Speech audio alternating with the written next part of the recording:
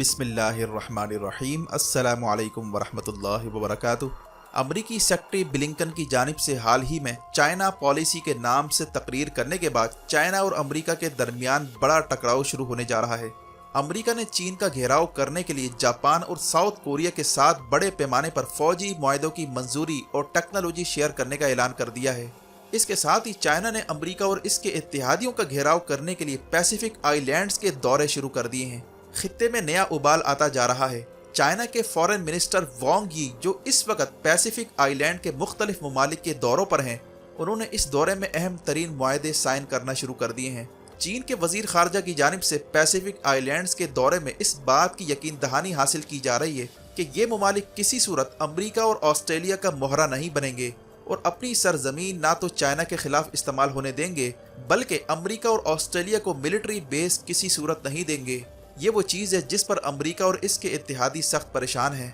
China की जानिब से पैसिफिक एशिया को अमरीका की हेजमनी से आज़ाद करवाने की कोशिशें तेज़ कर दी गई हैं। चीनी वजीर खारजा ने फिजी के दौरे पर अमरीका को लताड़ते हुए कहा है कि अमरीका को चाइना और दुनिया को लेकर काफ़ी गलत फहमियाँ हैं। चीनी वजीर खारजा का कहना था कि ज़रूरी नहीं कि जैसे अमरीका चाहता है दुनिया भी उसी तरह चले। चीन का कहना है कि एक जानिब अमरीका कशीदगी को बढ़ावा दे रहा है, जबकि चीन की तवज्जो दुनिया में अमन, मईशत की बेहतरी और फलाह बहबूद पर मरकूज है और इसीलिए उसने belt and road global development initiative और ग्लोबल सिक्योरिटी इनिशिएटिव के नाम से नए प्रोजेक्ट लॉन्च किए हैं और इसकी दुनिया में पजीराई हो रही है। एक जानिब अमरीका चीन के खिलाफ इत्तेहाद बनाने में मसरूफ़ है, जबकि चीन ने खित्ते को आज़ाद करने के लिए जदोजहद शुरू कर दी है। ये फ़र्क है अमरीका और चाइना के दरमियान। चीनी वजीर खारजा का कहना था कि अमरीका को चाहिए कि वो कोल्ड वॉर मेंटालिटी और अपने आप को दुनिया से ऊपर समझना बंद करे और मगरिब को सेंटर पॉइंट बनाने की पॉलिसी तर्क करे। ज़रूरी नहीं कि हर बार मगरिब को अव्वलियत का दर्जा हासिल हो। दुनिया इस वक्त बदल रही है, मशरिक उभर रहा है। दूसरों को तरक्की करता देखकर अमरीका और मगरिब से ये क्यों बर्दाश्त नहीं होता। अगर ऐसा ही रवैया रहा तो दुनिया मजीद लड़ाई और तकसीम दर तकसीम का शिकार होगी। चीन का कहना है कि अमेरिका हमें वर्ल्ड ऑर्डर की खराबी का जिम्मेदार ना ठहराए।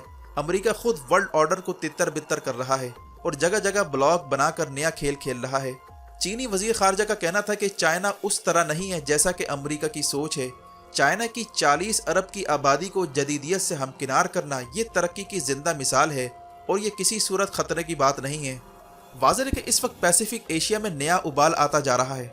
ताइवान के इशू पर हाल ही में अमेरिका ने वन चाइना पॉलिसी की बात की थी, लेकिन साथ में ये भी कहा था कि वो ग्लोबल ऑर्डर को डिस्टर्ब नहीं होने देगा। चाइना से हमें लॉन्ग टर्म बुनियादों पर खतरा है।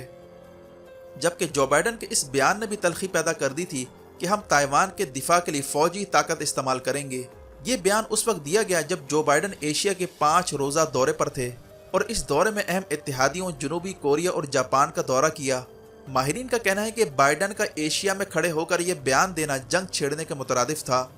न्यूयॉर्क टाइम्स का कहना था कि ताइवान जंग की सूरत में चीन को पिछाड़ना मुमकिन नहीं है, क्योंकि चाइना के पास दुनिया की सबसे बड़ी नेवी है और चीन के पास मिसाइल फोर्स भी तैयार है, जो अपने मिसाइलों से अमरीका के बहरी जहाज़ों और बहरी बेड़ों को तबाह कर सकती है।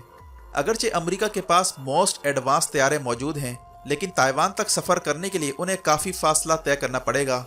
जबकि चीन के 39 एयर बेसिस ताइवान के करीब मौजूद हैं, जिसकी मदद से चाइना अमरीकी अड्डों पर प्रीएम्प्टिव स्ट्राइक करके इन्हें नाकारा कर सकता है।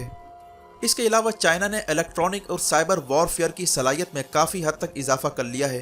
अमरीका के मवासलाती नेटवर्क पर चाइना साइबर हमला करके नाकारा कर सकता है और सैटेलाइट्स को भी नुकसान पहुँचा सकता है, जिससे अमरीकी फ़ौज का navigation, command and control system तहस नहस हो सकता है।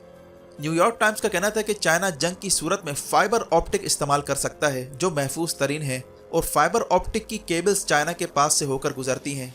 रिपोर्ट के मुताबिक अमरीकी फ़ौज के लिए बेस्ट सिनेरियो सिर्फ यही हो सकता है कि चाइना सिर्फ ताइवान पर हमला करे और अमरीकी फोर्सेस पर हमले से गुरेज करे, और दोनों सूरतों में चाइना का पलड़ा भारी होगा।